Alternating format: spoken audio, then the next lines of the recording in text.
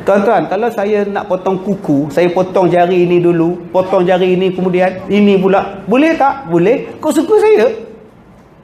Bukannya jadi berdosa pun. Ustaz, kalau saya nak simpan misai sampai tutup mulut, boleh tak? Boleh. Tak berdosa pun. Tutup mulut ni. Tak nampak mulut.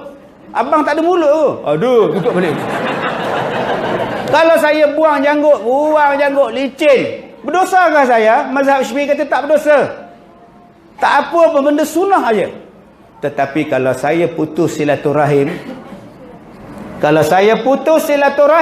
Nabi kata apa?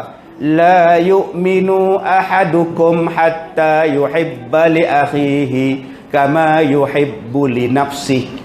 Tidak beriman di kalangan kamu sehinggalah kamu sayang kepada saudara-saudara kamu macam kamu sayang pada diri kamu sendiri. Nabi kata tak beriman. Kalau potong kuku mulakan dengan jari anak, masih lagi beriman.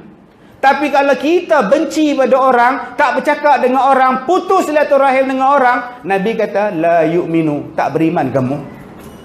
Allah, kita tersilap. Sebab tu saya suka dengan tuan-tuan. Di sini ada bendera hijau, di sini ada bendera biru, ada bendera merah muda, ada bendera oren, ada bendera merah hati. Yang tak ada bendera pada ni budak-budak ni. Ngundi pun tak boleh lagi ni. Tapi kita bekerja sama. Jaga taman kita, dadah jangan sampai.